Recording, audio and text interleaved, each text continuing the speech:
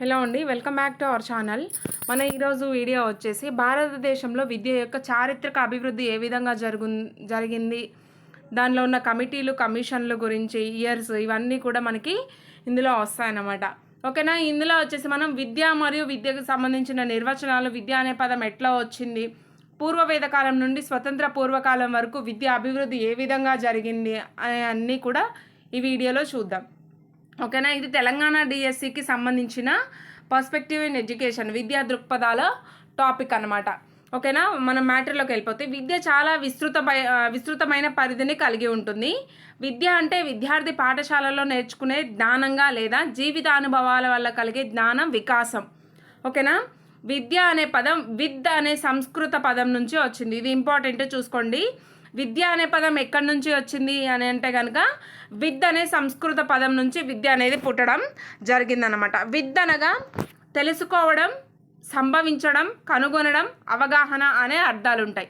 విద్ అనగా అర్థం ఏంటి అని అడగొచ్చు మీకు. అది తెలుసుకోవడం కావచ్చు, సంభవించడం కావచ్చు, కనుగొనడం కావచ్చు, అవగాహన అనే అర్థాలన్నీ వస్తాయన్నమాట విద్ కిందకి. ఓకేనా.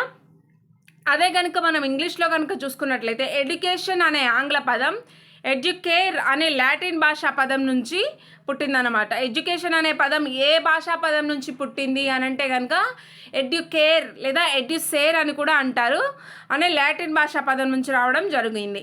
ఎడ్యుకేషన్లో ఈ అంటే అవుట్ ఆఫ్ అని, డ్యూకో అనగా వృద్ధిలోకి రావడం లేదా వృద్ధిలోకి తీసుకురావడం, టు బ్రింగ్ అప్ అనే అర్థం వస్తుందన్నమాట. దారి చూపడం అనే అర్థాన్ని ఇస్తుంది. జ్ఞానం అంటే కేవలం ఒక సమాచారం సేకరణే కాకుండా పొందిన జ్ఞానాన్ని సరైన రీతిలో జీవన స్థితిగతుల్లో ఆచరించే నైపుణ్యం అని చెప్పవచ్చు అన్నమాట. ఓకేనా. విద్యకు పరమార్థం ఏంటో చూద్దాం. విద్యకు పరిమతార్థం అనమాట. విద్యకు పరిమతార్థం ఏంటంటే, పరిమతార్థంలో విద్య అంటే వ్యక్తి అభివృద్ధి అని అర్థం. ఓకేనా. పరిమితార్థంలో పరిమత కాదు పరిమిత అని ఉంది, ఇక్కడ కొంచెం మిస్టేక్ పడింది చూసుకోండి. పరిమితార్థంలో విద్య అంటే అభివృద్ధి అని అర్థం వస్తుంది. అనగా పాఠశాలలో ఏర్పాటు చేసిన కొన్ని అంశాలు, కార్యక్రమాల ప్రభావాల ఫలితం. విద్యకు పరిమితార్థం ఉదాహరణగా మన పాఠశాలలో 3Rsను చేర్చుకోవచ్చు. ఓకేనా. Reading, writing. మన విద్యను కనుక విస్తృతార్థంలో చూసుకుంటే ఏమవుతుంది, పరిమితార్థంలో అయితే ఇది వచ్చింది కదా, పరిమితార్థంలో విద్య వచ్చేసి అభివృద్ధి అని అర్థం వస్తుంది. అదే మనకు విస్తృతార్థంలో చూసుకుంటే విస్తృతార్థంలో విద్య అంటే జీవితమే విద్య అనే అర్థం అన్నమాట. ఓకేనా. ఇది ఒక నిరంతర ప్రక్రియ, అంటే నిరంతరంగా జరుగుతూ ఉండే ప్రక్రియ. ఎప్పుడు అంటే విద్యను విస్తృతార్థంలో కనుక తీసుకున్నట్లయితే. ఓకేనా. నిరంతరం తల్లి గర్భం నుంచి మరణం వరకు నిరంతరం కూడా కొనసాగుతూనే ఉంటుంది. విస్తృతార్థంలో ప్రతి అనుభవం విద్యాపరమైన విలువ కలిగి మానవుడి ప్రవర్తనను పరిస్థితులకు అనుగుణంగా ఎప్పటికప్పుడు మార్పు చేయుటకు ఉపయోగపడుతుందన్నమాట. ఇది విస్తృతార్థంలో చూసాం, పరిమితార్థంలో చూసాం. ఇప్పుడు మనం ఏం చేద్దామంటే విద్య యొక్క నిర్వచనాలు చూద్దాం. ఓకేనా. విద్యా నిర్వచనాల నుంచి ఒక క్వశ్చన్ అయితే కంపల్సరీ వస్తుందన్నమాట. విద్య నిర్వచనాలు. సోక్రటీస్ గారు ఇచ్చిన నిర్వచనం ఏంటంటే, తప్పులను తొలగించి సత్యాన్ని అన్వేషణ చేసేదే విద్య అని అన్నది ఎవరు అంటే సోక్రటీస్ గారు. ఓకేనా. ప్లేటో ఏ విధంగా నిర్వచించారంటే, సంతోషాన్ని బాధను సరిసమానంగా పొందగల సామర్థ్యాన్ని కలిగించేదే విద్య అనింది ఎవరు అంటే ప్లేటో గారు. ఇంకా వచ్చేసి మనకి అరిస్టాటిల్ గారు ఏ విధమైన నిర్వచనం ఇవ్వడం జరిగిందంటే, దృఢమైన శరీరంలో దృఢమైన మనస్సును రూపొందించేదే విద్య. దృఢమైన శరీరం, దృఢమైన మనస్సు అంటే మనకి అరిస్టాటిల్ గారు గుర్తుకు రావాలి. ఓకేనా. కొమినియన్ ఏమిచ్చారంటే నిర్వచనం, మనుషులను సార్థకులుగా తయారు చేసేదే విద్య అని నిర్వచనం ఇవ్వడం జరిగింది. పెస్టాలజీ గారు వచ్చేసి సహజమైన సుశీలమైన ప్రగతిశీల వికాసాన్ని కలిగించేదే విద్య అని చెప్పడం జరిగింది. ప్రోబెల్ వచ్చేసి జీవిలో ఆవరించి ఉన్న దాన్ని వివర్తనం చేసేదే విద్య ప్రోబెల్. ఓకేనా, గుర్తుంచుకోండి. టీపీ సన్, శిశువు తన ఉత్తమ సామర్థ్యాల ద్వారా తన వంతు కర్తవ్యాన్ని నిర్వహించుటకు జీవితానికి సంబంధించిన సంపూర్ణ వ్యక్తిత్వ వికాసం కలిగించేదే విద్య అనేది ఎవరు అంటే టీపీ సన్. ఇక్కడ సన్ ఉంది, ఇక్కడ శిశువు ఉంది, ఇక్కడ ఇలా కోడ్ గుర్తుంచుకోండి, ఈజీగా గుర్తుంటుంది అన్నమాట. నెక్స్ట్ వచ్చేసి మనకి జాన్ డ్యూయి గారు ఏమన్నారంటే తన పరిసరాలను నియంత్రించగలిగే, తన అవకాశాలను అందిపుచ్చుకోగలిగే విధంగా వ్యక్తి సకల శక్తి సామర్థ్యాలను వికాసం చెందించేదే విద్య అని అన్నారు. ఎవరు అంటే జాన్ డ్యూయి గారు. కొఠారి గారు ఏమన్నారంటే దౌలత్ సింగ్ కొఠారి ఆర్ఎల్స్ డిఎస్ కొఠారి అంటాం కదా, వారు ఏమన్నారంటే ప్రజల అవసరాలకు ఆశయాలకు తగినట్లుగా ఉన్నదే అసలైన విద్య అని అనడం జరిగింది. సూక్ష్మంగా పొందే విద్య పాఠశాల ద్వారా అందించబడుతుంది. ఓకేనా. స్థూలంగా పొందే విద్య సమగ్రమైనది, ఇది జీవితానుభవాలను జోడించి నిరంతరం కొనసాగే ప్రక్రియ. ఓకేనా. భారతదేశంలో స్వదేశీ ఎలిమెంటరీ విద్యా విధానం చారిత్రాత్మక దృష్టిలో భారతదేశంలో స్వదేశీ ఎలిమెంటరీ విద్యా విధానం గురించి చూద్దాం. Elementary education in India historical perspective. ప్రాచీన కాలంలో విద్య గురించి చూద్దాం ఇప్పుడు మనం.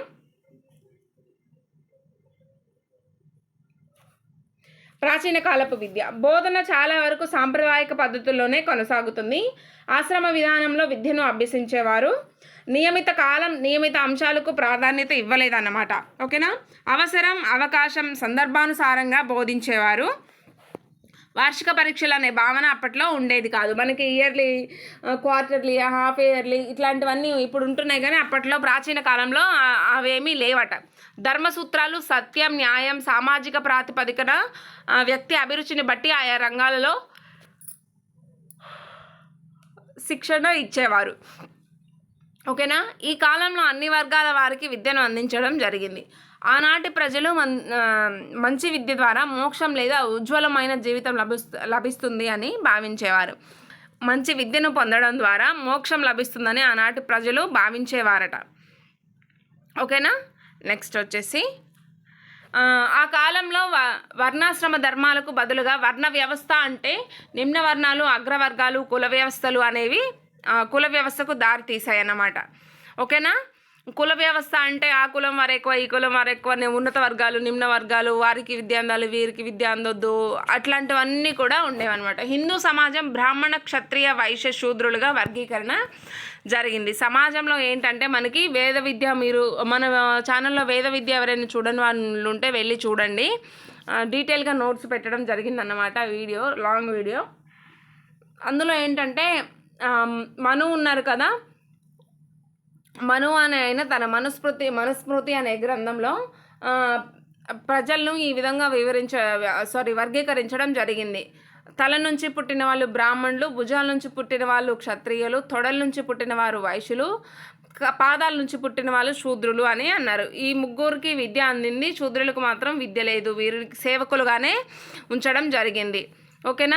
మనుస్మృతి అనే గ్రంథంలో ఇలా రాయడం జరిగిందనమాట. బ్రాహ్మణులు వేదాలు, పురాణాలు, క్రతువులు నిర్వహణ, మత ఛాందస భావనలు, హిందూ మతం గురించి అధ్యయనం చేసేవారు. క్షత్రియులు అంటే ఎక్కువగా వివిధ రకాల యుద్ధ విద్యలను అభ్యసించేవారు. వీరు దేహదారుఢ్యం, నాయకత్వ లక్షణాలు కలిగి ఉంటారు. ఎవరు అంటే క్షత్రియులు. వైశ్యులు వచ్చేసి నిజ జీవితంలో అందరికీ ఉపయోగపడే ఆర్థిక దైనందిన అవసరాల గురించి వినియోగం, పంపిణీ, తదనుగుణంగా ఉత్పత్తి, వాటికి ఆర్థిక విలువల ఆపాదన, వాణిజ్యం, ఇతర వృత్తి విద్యలను అభ్యసించేవారు. ఎవరు? ఇప్పుడు శూద్రుల గురించి చూస్తే, శూద్రులు సమాజంలోని అందరి అవసరాలు తీర్చే సేవకులుగా మారారు. వీరు బలహీనత, సోమరితనం, అజ్ఞానం, సకాలంలో స్పందన లేనివారు. ఓకేనా. ఇప్పుడు మనం వేదకాలం నాటి విద్య చూద్దాము. ఇది షార్ట్ నోట్స్ మనకి.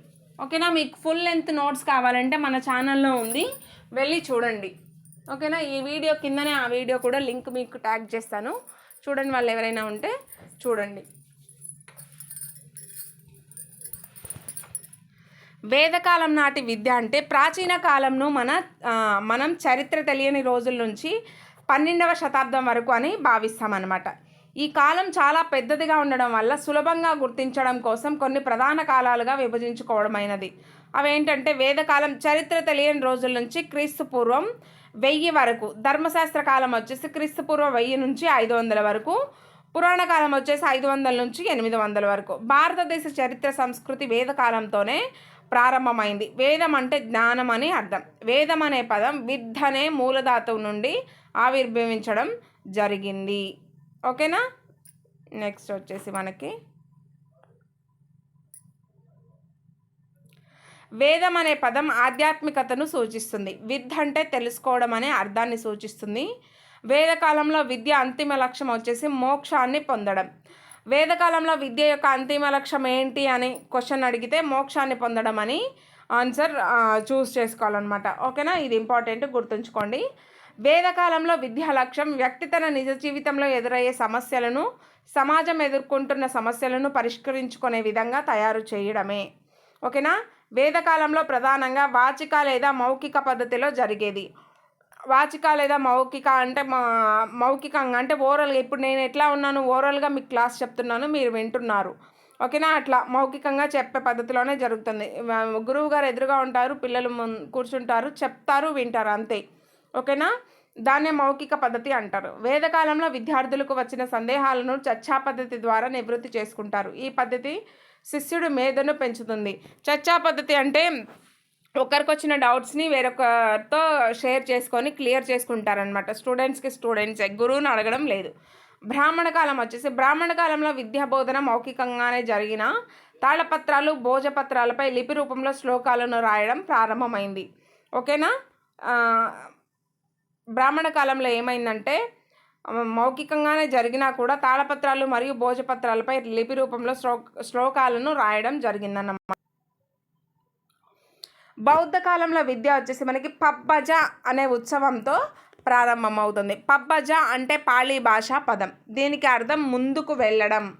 ఓకేనా, ఫార్వర్డ్, ముందుకు వెళ్ళడం అని అర్థం పబ్బజ అనే దానికి మీనింగ్. 8 సంవత్సరాలు నిండిన వారు పబ్బజ ఉత్సవానికి అర్హులు. బౌద్ధ కాలంలో ప్రతి విద్యార్థి తాను విద్యాభ్యాసం చేయాలనుకున్న ఉపాధ్యాయునికి ఒక వినతి పత్రాన్ని సమర్పించాలి. అంగీకరించడం అనేది ఉపాధ్యాయునిపై ఆధారపడి ఉంటుంది. బౌద్ధ కాలంలో ప్రాథమిక విద్యాదశ కాలం 12 సంవత్సరాలు. ఓకేనా, బౌద్ధ కాలంలో విద్యార్థికి 20 సంవత్సరాలు వచ్చేసరికి ఉన్నత విద్యాదశకు చేరుకుంటాడు. బౌద్ధ కాలంలో ఉన్నత విద్యాదశలో ఉపసంపద అనే ఉత్సవం జరపవలసి ఉంటుంది. ఓకేనా, నెక్స్ట్ వచ్చేసి జైన కాలం నాటి విద్యా విధానం చూద్దాము. జైన విద్యా లక్ష్యం లోక కళ్యాణం, పరలోక ప్రాప్తి. ఓకేనా, అదే మనకి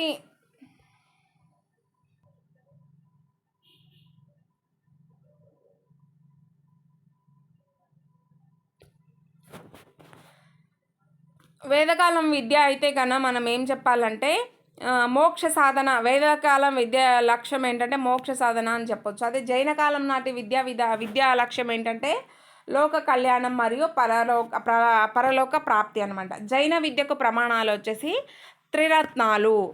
ఓకేనా, జైన విద్యా విధానంలోని అంశాలు చదవడం, రాయడం, సామాన్య గణితం, వ్యాకరణం, జ్యోతిష్యం, యోగా, సంగీతం, ఆయుర్వేదం, తంత్రం, రాజనీతి, రసాయన శాస్త్రాలు. ఓకేనా, జైన విద్యా విధానంలో బోధన పద్ధతులు వచ్చేసి శ్రవణం, మననం, నిధిధ్యాసనం, మానిటోరియల్ విధానం. మానిటోరియల్ విధానం అంటే ఏవైనా మనకి డౌట్స్ వచ్చినాయి అనుకో, ఒక పిల్లవానికి తనకంటే సీనియర్ విద్యార్థిని వెళ్ళి ఆ డౌట్ అడిగి క్లియర్ చేసుకోవడాన్నే మానిటోరియల్ విధానం అంటారు. దీన్ని బెల్ సిస్టమ్ అని కూడా అంటారు. ఎందుకంటే బెల్ అనే అతను ఈ సిస్టాన్ని ప్రవేశపెట్టడం జరిగింది. అక్కడ కాలేజ్లో లెక్చరర్స్ తక్కువగా ఉన్నారు, స్టూడెంట్స్ ఎక్కువగా ఉన్నారు, వాళ్ళకి డౌట్స్ ఎక్కువగా వస్తున్నాయి. అడగాల్సిన సిచ్యువేషన్లో లెక్చరర్స్ అందుబాటులో లేనప్పుడు సీనియర్ విద్యార్థిని వెళ్ళి డౌట్స్ అడిగి క్లియర్ చేసుకోండి అనే విధానాన్ని ఈయన ప్రవేశపెట్టడం జరిగింది, బెల్ గారు. సో దానికే మనం బెల్ సిస్టమ్ అని అంటాం ఈ మానిటోరియల్ విధానాన్ని. ఓకేనా, జైన విద్యా విధానంలో మానిటోరియల్ పద్ధతి బాగా ప్రచారంలో ఉండేది. జైన విద్యా విధానంలో సామూహిక బోధన పద్ధతికి స్థానం లేదు. జైన విద్యా విధానంలో ఉపాధ్యాయుడు కనీసం 10 సంవత్సరాల పరివ్రాజక జీవితం గడిపి ఉండాలి. ఓకేనా, నెక్స్ట్ వచ్చేసి జైన విద్యా విధానంలో విద్యాలయాల నిర్వహణ అధికారం ఆచార్యులది. ఓకేనా, విద్యాలయాలు అంటే స్కూల్స్ నిర్వహించే అధికారం ఎవరిదంటే ఆచార్యులదే అన్నమాట. జైన విద్యా విధానంలో విద్యార్థుల ఆరోగ్యం పరిరక్షణ బాధ్యత కూడా ఉపాధ్యాయుడే చూసుకోవాలి.